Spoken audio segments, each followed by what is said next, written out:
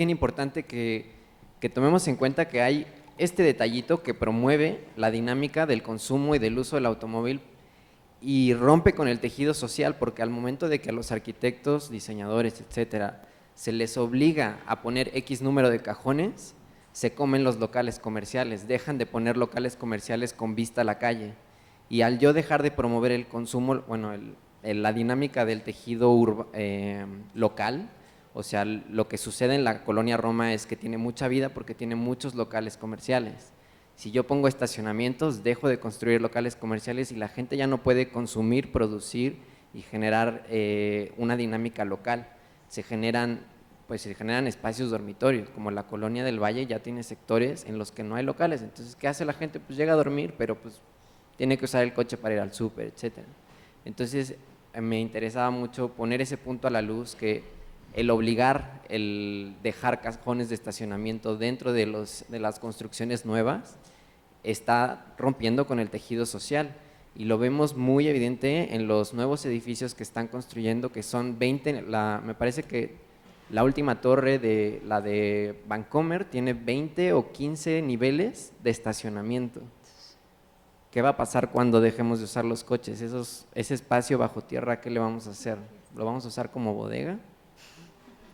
¿Como biciestacionamiento? Ojalá, pero eso era lo que yo quería dejar. Soy Alejandro Leo. Para Javier, la pregunta es si existe un documento sobre los derechos a la movilidad y dónde se puede conseguir. Y bueno, si está separado por modos de transporte o etcétera, ¿no? Para Mariana, ¿existen factores que afecten a la movilidad tanto positiva como negativamente? Y para Arely, si existen proyectos para nuevas ciclopistas, ciclovías, ¿no? Desde el punto de vista de la factibilidad técnica, financiera y social, porque desde mi punto de vista es muy difícil o sería muy difícil que se implementen nuevos proyectos, ¿no?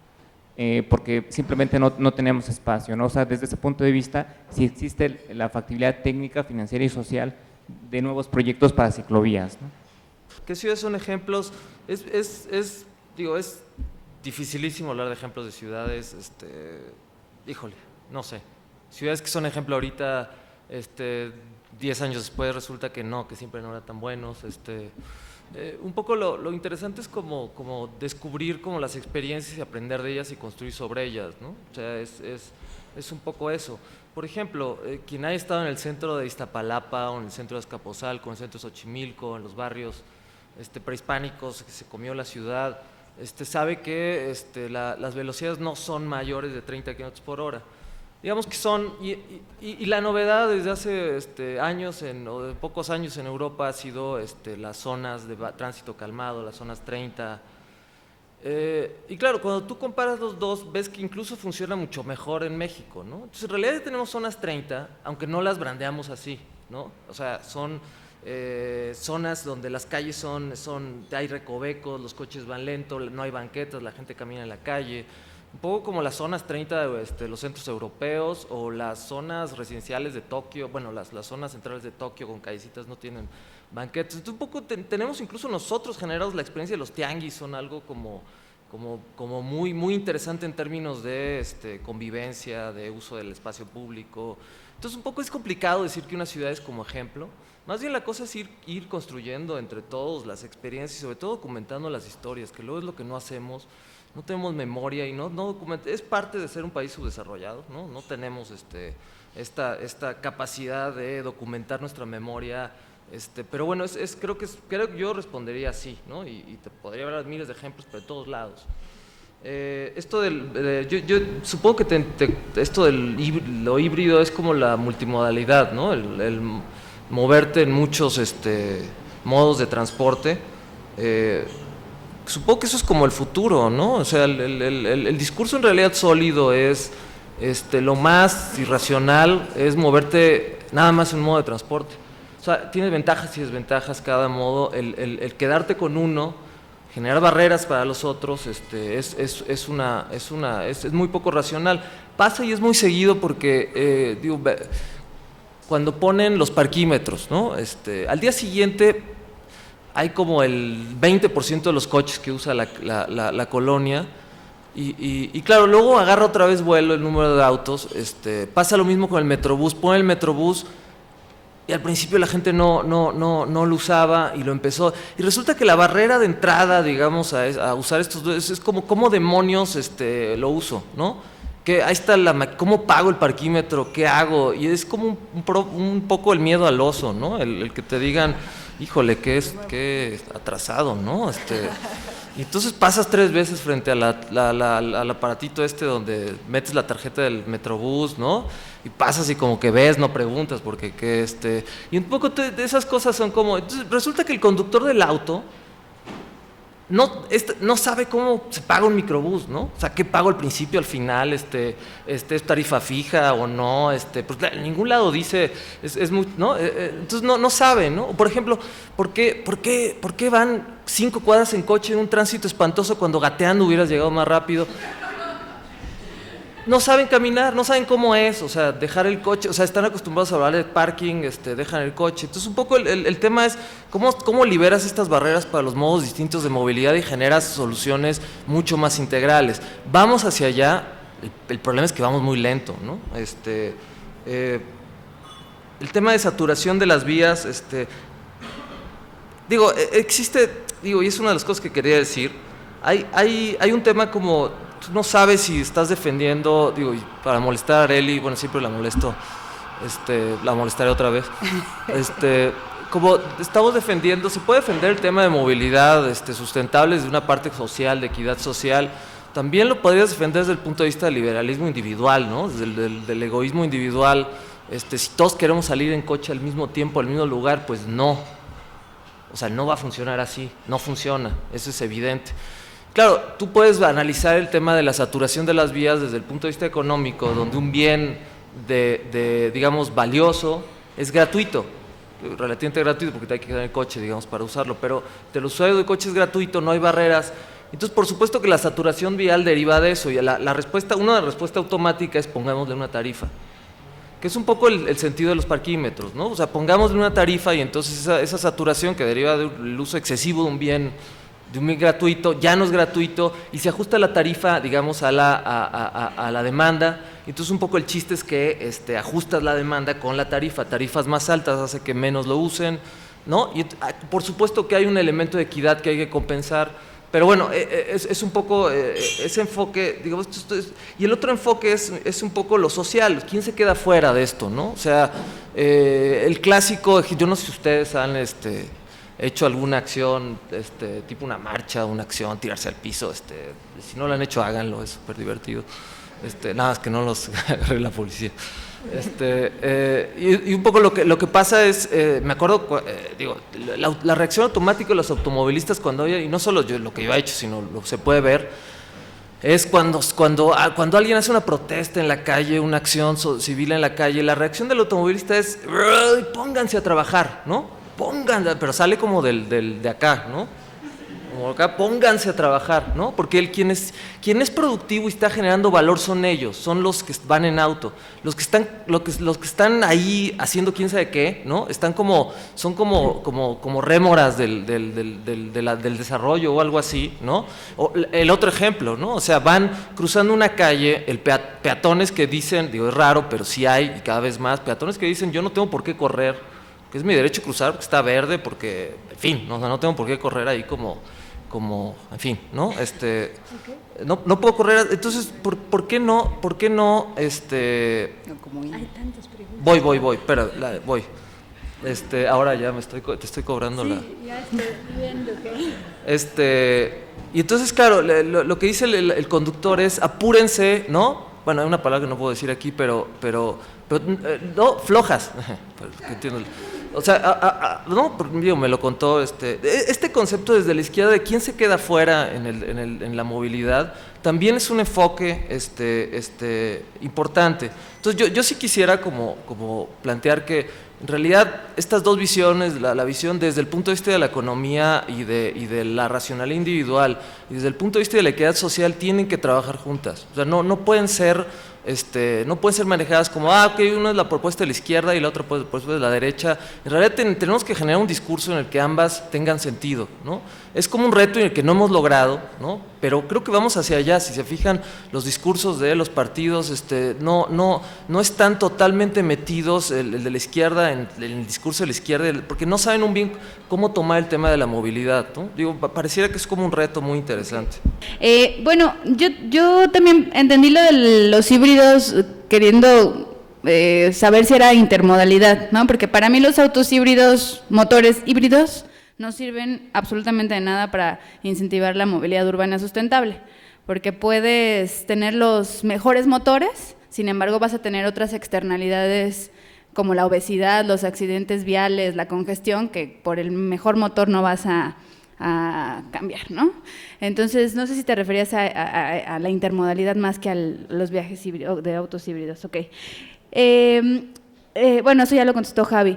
Por acá mencionabas que las vialidades te parecen insuficientes. O sea, yo creo que tenemos demasiadas vialidades, pero están mal gestionadas.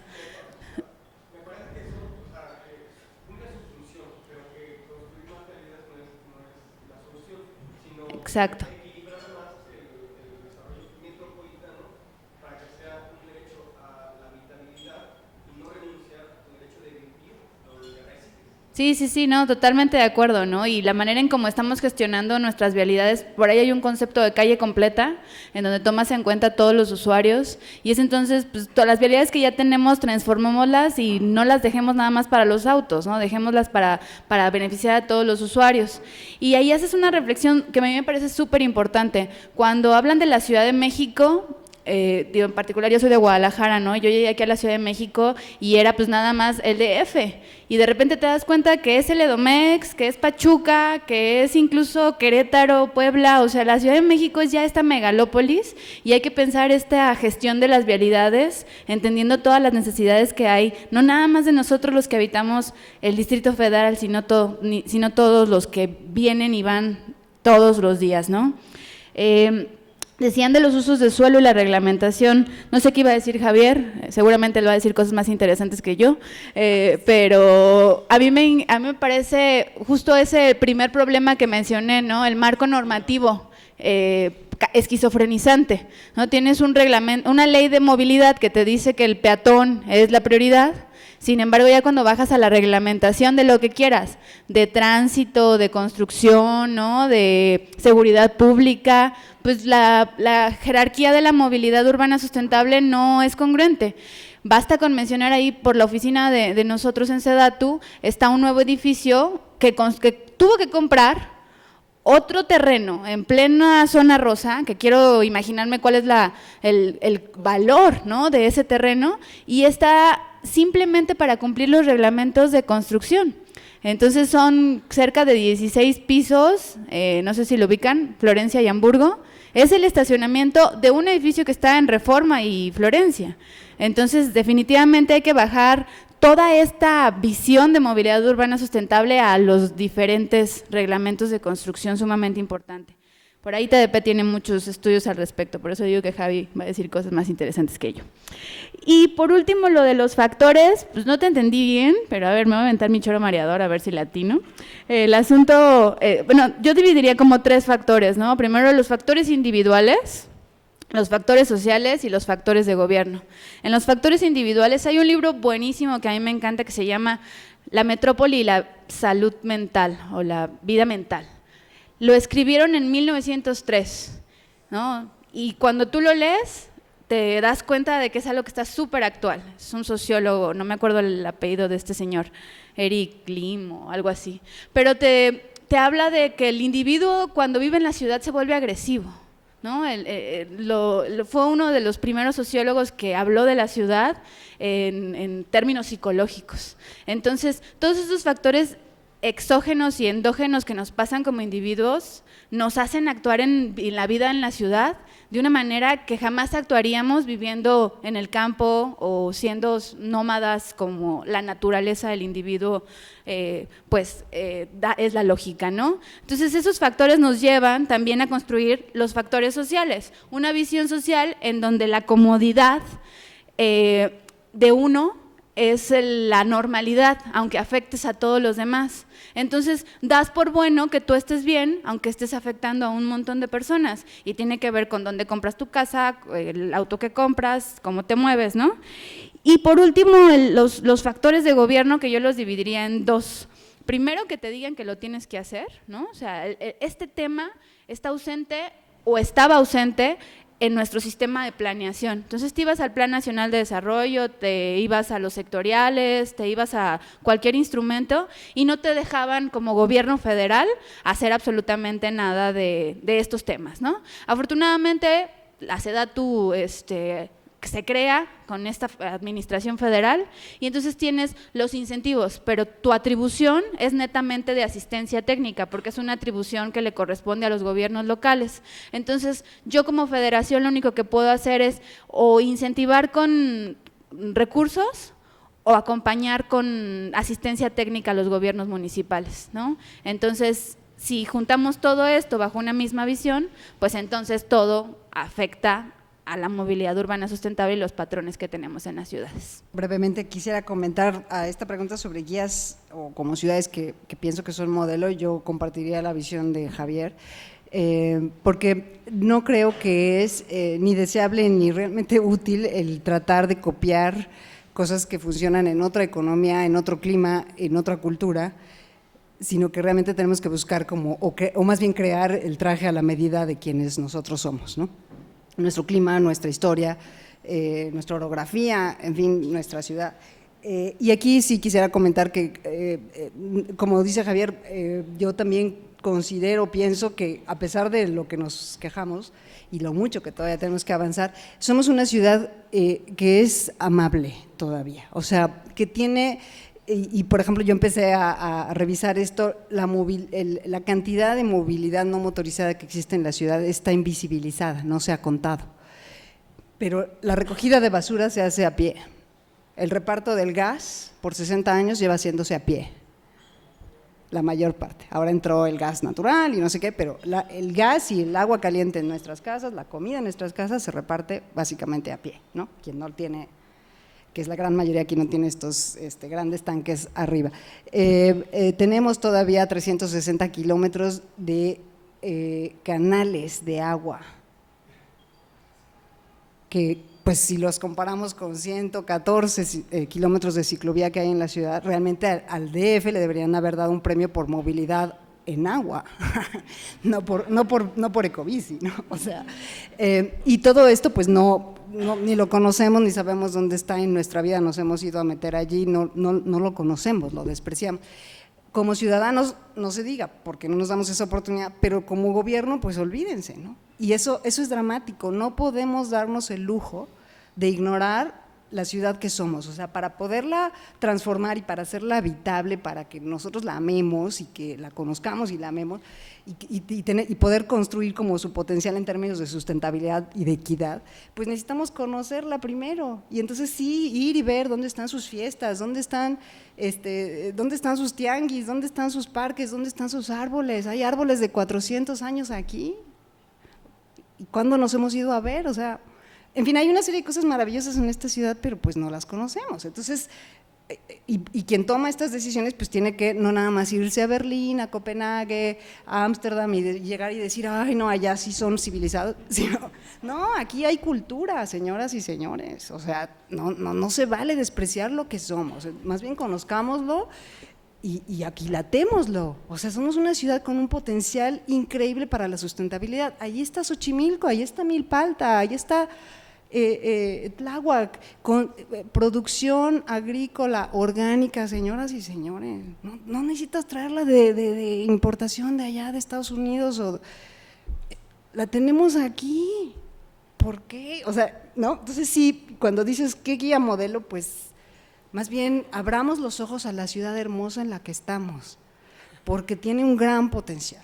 Luego, esto que comentaba sobre el arraigarse, pues tienes toda la razón, o sea, si la mayor parte, mira, para decirles un dato, compartírselos, el 30% del tráfico que hay en el DF proviene del Estado de México. Y son automóviles que no pagan, que no le aportan nada a la ciudad, pero utilizan la infraestructura de la ciudad, la utilizan, la gastan y nos crean problemas. Y no pueden, son víctimas, dicen, muchos lo hemos visto en varios estudios, y así que dicen, yo no quisiera venir en coche, pero no tengo de otra, porque el transporte público no hay conexión del transporte público del DF con esta zona metropolitana, ¿no? Entonces, entonces sí, obviamente, si tú pasas la mayor parte de tu vida adulta viajando o estudiando en la Ciudad de México, porque aquí hay mejores oportunidades o porque hay una serie de cosas que el Estado de México no genera para sí, pues obviamente, ¿dónde te arraigas? ¿No? Y cuando llegas allá a tu casa, pues ya no te dicen nada, ni amas la ciudad, ni te interesa cambiarla. Entonces sí es muy importante, pues ahora sí que esta cuestión, y tiene mucho que ver con las decisiones que uno toma, ¿no? Y cómo uno se va poniendo también como su grano de arena de decir, bueno, yo, ¿cómo me arraigo aquí? ¿Cuáles son las costumbres de mi pueblo, ¿no? ¿Cuáles son sus fiestas? ¿Cuál es su historia? Y eso ayuda muchísimo a decir, a enterrar tu raíz y decir, aquí voy a florecer. Pero eso no lo va a hacer ningún gobierno por ti, eso lo tiene uno que hacer para que después tú le puedas decir al gobierno, oye, ¿por qué destruiste aquí mi iglesia? ¿Por qué mi plaza? ¿Por qué todo esto? Nuevos proyectos factibles para la bici, bueno, nosotros junto con el ITDP armamos hace ya, desde el 2007, una red, una propuesta de red de movilidad ciclista para la ciudad de 600 kilómetros. Con troncales alimentadoras y ya no me acuerdo cuál era bueno, ahora sí que esta ciudad es totalmente o casi totalmente plana, salvo la delegación Coajimalpa y Álvaro Obregón, por supuesto. Es totalmente bicicleteable, es totalmente accesible por la bicicleta. De hecho, estamos en todas partes, incluso en esas delegaciones es medio difícil. Entonces, se puede hacer en todos lados. Hay planes, sí, la SEDEMA, que es la que hasta ahora está encargada de hacer este tipo de infraestructura para la ciudad, tiene un plan, o su plan de arranque, digamos, de esta administración era hacer 60 kilómetros al año. Y cuando dijimos, qué maravilla, nos enseñaron los mapas y, en fin, una serie de avenidas muy importantes donde se planea esta infraestructura, les preguntamos, ¿tienen dinero? No hay dinero etiquetado. Lo tenemos que buscar, lo tenemos que ir a convencer, ¿no? ¿Dónde está el dinero? Pues en la policía, en la Secretaría de Gobierno, que quién sabe qué hace. Entonces, de que se puede, ya lo decía también Mariana, no es que no haya espacio en la vialidad hay mucha. Hay en exceso, son 10,000 kilómetros cuadrados de vialidades en cemento en esta ciudad. Lo que sobran son autos, he dicho. Okay. Y bueno, preguntarle aquí a estos compañeros tan queridos, personajes que han impulsado la movilidad y un cambio de paradigma en la ciudad, ¿qué opinan hoy en día me parece, una simulación como país, que es parte también de nuestra cultura, en términos de que desde hace 20 años en la Ciudad de México y en el país, pues hay una vitalidad y una movilidad social por querer cambiar las ciudades. En nosotros, aquí en DF, Patricio ha contado más de 60 grupos, a nivel nacional hay grupos de peatones y ciclistas promoviendo una movilidad sustentable. Sin embargo, el desarrollo que plantea nuestro gobierno y la visión que tiene es desarrollo basada en el petróleo. Otra vez con esta reforma energética, su visión es poner grandes plantas de armadoras de coches, y esa es su visión de desarrollo y dar empleo, generar crecimiento al país. Entonces, me parece que aquí hay como dos caminos que no se juntan, y es decepcionante cuando ves países como Uruguay, que su presidente ha entendido cómo el asunto de ahorrar el consumo, ¿no? Y él se mueve en su 8, o claro, los países del norte, nórdicos, que ya tienen su tradición, cuando ves ministros llegando en bici. Es decir, hay desde la política otra visión, y aquí realmente lo único que tenemos son bicipolíticos que roban el discurso para su papel simulado de ser verdes, y no es así. Entonces, ¿cómo ven ahorita, hoy en día, al futuro, con toda esta trayectoria, que ustedes son un ejemplo de eso, son la muestra de que hay una sociedad civil activa contra este discurso del gobierno. Felicidades por la mesa y sin duda también suscribo todo lo que dicen, pero sí, tal vez yo tengo una visión diferente porque yo soy de las que sufro en el auto, de las que vive en zona, en los suburbios, ¿no? Y para nada por estatus, sino por necesidad, ¿no? Y tampoco uso la bicicleta también por cuestiones de salud. Pero entonces a mí me parece, o sea, escuchando lo que se dice, que suscribiendo que es necesario dejar de tener una ciudad que priorice a los automovilistas y priorizando lo que es la movilidad, tendríamos que plantear políticas integrales. Y la verdad es que el tema del agua, el tema de los trailers, el tema de los camiones, estos que emiten los foráneos, ¿no? No se toca. Y por ejemplo, yo recuerdo en el 97, en la administración del ingeniero Cárdenas, los trailers solo podían circular entre 12 de la mañana y 6 de la mañana. Y evitaban un tráfico, duró muy poco, creo que eso duró como 2 años. La verdad era evitar tráfico. Ahora ves a los trailers en avenidas grandes circulando a 100 por hora, ¿no? Y casi te arrollan a todo mundo. Bueno, no hay ninguna política sobre trailers, sobre carga y descarga, ¿no? O sea, de repente vas en una calle y ahí está parado el camión de Coca-Cola descargando y se hace un tráfico tremendo. Esa es una, me parece que es importante también cómo controlas y haces políticas, eso tal vez es para Sedatu, ¿no? O sea, ¿cómo se retomará alguna otra política en algún momento? Pelearemos por eso. Y el otro tema es el tema del agua y las inundaciones. Hemos escuchado todos los días en las noticias que se gastan miles de millones de pesos en la limpieza del drenaje profundo. Llueve y se sigue inundando. Tenemos una falta de educación como ciudadanos. Hablas al micrófono, porfa. Tenemos falta de educación, seguimos tirando la basura, se siguen anegando las coladeras, ¿no?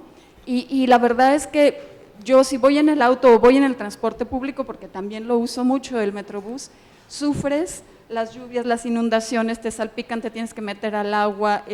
Creo que en una ciudad en la que está lejos de tener el número de habitantes que Copenhague, que Dinamarca, que Berlín, que tenemos con zona conurbada cerca de 18 millones de habitantes, una sola política de transporte no es suficiente, nada es suficiente.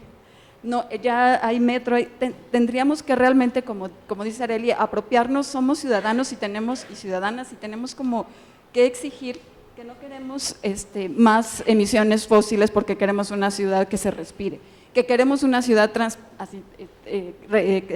que se pueda mover uno en automóvil, en bicicleta, con educación y creo que tendrían que ser movimientos integrales, que exijan todo ese tipo de cosas. Es lo que quería decir.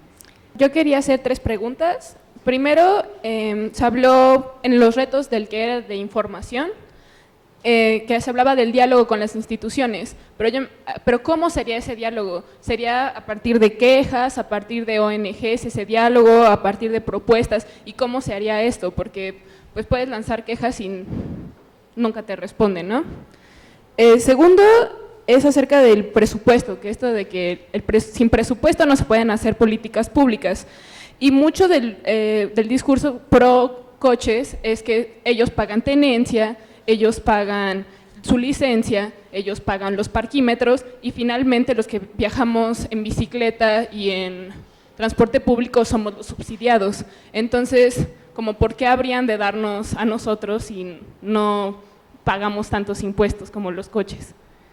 Y acerca de también la contaminación, que me parece, al menos cuando yo viajo en bicicleta, atrás de un coche bien afinado es una maravilla y atrás de un RTP me estoy muriendo en tos, porque son los que verdaderamente contaminan. Me parece que gran parte del transporte público es el mayor contaminador de la ciudad. Y también esto ligado al hoy no circula, ¿no? Que pues puedes quitar a todos los coches y tener 50 RTPs que son unas máquinas de humo prácticamente, ¿no? La verdad es que es muy estimulante la reflexión con esta mesa. Yo quería añadir un elemento más a la reflexión porque se habla en torno de los vehículos, las bicicletas, los edificios y se olvidan de las personas. Por ejemplo, yo soy corredora y no hay infraestructura para desplazarse a pie, pero además la noción de las personas en un sentido amplio justo bajo el marco de derechos humanos, porque incluso diciendo los arquitectos, los ingenieros, es literal, son los hombres arquitectos y los hombres ingenieros que están diseñando espacios para hombres, en una lógica además de un estatus de ciertos hombres. Cuando nosotras dábamos talleres de presupuestos de género a municipios, nos decían, bueno, primero les cuento la del centro histórico, porque nos decían, es que aquí tenemos que hacer, en lo del mobiliario urbano, vamos a hacer bancas súper delgaditas, súper distantes, porque los oficinistas van caminando súper rápido para las oficinas, y es, los oficinistas… ¿Y quién más usa el centro? No, pues los oficinistas están todo el tiempo, entonces necesitamos darles el espacio, el centro histórico. Pero a ver, ¿quién más viene? ¿No? Las mujeres también van caminando, las familias, los fines de semana, personas adultas mayores van cargando sus sillitas y caminan unos cuantos, luego se sientan y están ahí disfrutando y luego vuelven a cargar su sillita. O sea, la movilidad, la accesibilidad del uso del espacio va más allá solamente de la lógica del transporte y tiene que ver además con distintas necesidades de salud, pero también de condición etaria, de condición de género. En encarpetamiento urbano nos tocó un taller de presupuesto donde decían vamos a darle mantenimiento, pero como es una zona bien colonial, les vamos a poner piedras para que pues no se afee nuestro centro bien clásico. Bueno, pero no, en la parte de la vialidad, allí sí vamos a poner una impresión que parezca que son piedras porque pues lastimamos la suspensión de los coches. Pero aquí sí, la parte de las banquetas, allí sí. Y entonces, claro, las niñas y los niños no pueden correr, las personas adultas mayores, a ver cómo pueden caminar por allí, las mujeres, que claro, tienen un imperativo de género del tacón. O sea, yo entiendo la reflexión ciudadana, pero también hay un ordenamiento social que privilegia ciertas cosas, que te mandatan otras, o la lógica también de la dinámica diaria. Entonces, también el diseño de política pública centrado en los vehículos o los edificios o el prototipo de persona que tiene que ver básicamente también con un hombre de estatus social alto que además tiene cierto empleo, nos aleja de la lógica del marco de derechos humanos porque las personas en el Estado de México tienen derecho laborales, entonces tendrían que tener una lógica. ¿Por qué vienen acá? No es porque no haya locales de ventas en el Estado de México, es que se desplazan para ejercer un derecho a la educación, el derecho al empleo y en qué condiciones. Entonces cuando lo trasladamos a las personas, ¿y quiénes son esas personas? ¿De qué edades? ¿De qué condiciones? La lógica de la movilidad y de la accesibilidad se transforma totalmente para repensar incluso el propio ejercicio de presupuesto que sí existe. No es el dinero que tenemos que conseguir de afuera, el que ya estamos usando hoy en la política pública.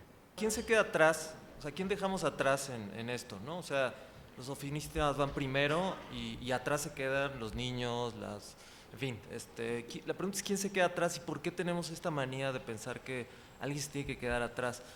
Y es un asunto como, digo, que interiorizamos. O sea, ¿por qué tienen las calles tantos carriles para autos? Porque es para los que generan valor, ¿no? Los demás no generan valor, los demás son una carga, son un subsidio, ¿no? Nosotros pagamos impuestos, yo trabajo, yo pago tenencia, yo me estoy pagando esto y más, y le estoy pagando además le estoy subsidiando el transporte público, ¿no?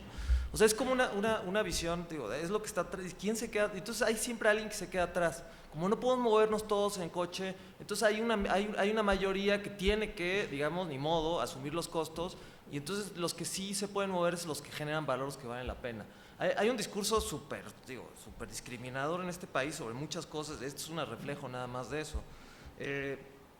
Y son temas como muy contraintuitivos lo que estamos planteando, ¿no? Por ejemplo, si tú cuentas las externalidades que generan los usuarios del automóvil, de hecho lo contamos, nos salió como 20 mil pesos al año por coche, por cada uno de los 4 y pico millones de autos que hay en la zona metropolitana.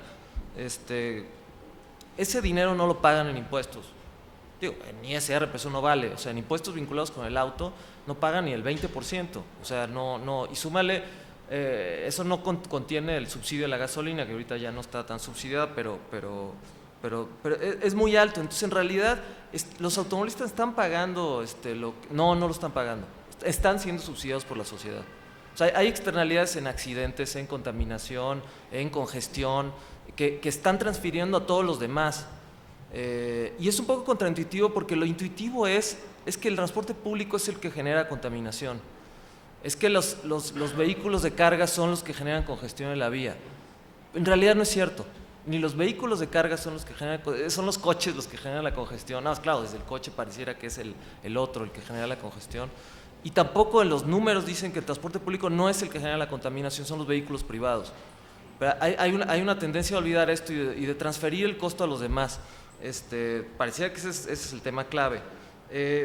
Por último, el tema de cajones de estacionamiento es otra vez parte de esta… o sea, preguntamos al vecino estándar, ¿no? Con su licenciatura de vecino, de activista vecinal, ¿qué opina de los cajones?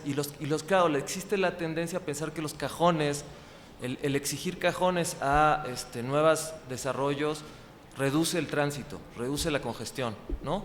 Resuelve problemas de congestión y es algo que le tenemos que pedir a los desarrollos nuevos. En realidad es justo lo contrario. Un cajón, que es como decían por ahí, un cajón que ofertamos es un coche seguro que llega, al menos uno, pero si aumenta la rotación pueden ser más. En realidad los cajones son contraproducentes en las zonas centrales. En las ciudades europeas, en Manhattan, ya hay, no solo está, ya se eliminó el requerimiento mínimo de cajones, sino que se establece ya un máximo. No puedes poner más de ciertos cajones en una zona. Y si está cerca del transporte público, todavía menos. O sea, hay una restricción de cajones. Pensemos que la Casa Lamps hay que ponerle entonces cuántos cajones de estacionamiento. Aquí caben en el jardín. Es como pensar que no tiene viabilidad la Casa Lamp porque no tiene estacionamientos, ¿no? Y en realidad el resultado de que no tenga estacionamiento quizás es un poco por eso la partición modal de los viajes con los que llegan, ¿no? Justamente por eso quizás muchos no llegan en coche. Y es de todos modos, es todavía contraintuitivo y todavía hay que trabajar estos como argumentos, sostenerlos, demostrarlos, Gracias. En fin. Resulta bien interesante escuchar estas reflexiones que hacen acerca del modelo de desarrollo nacional que estamos buscando, ¿no?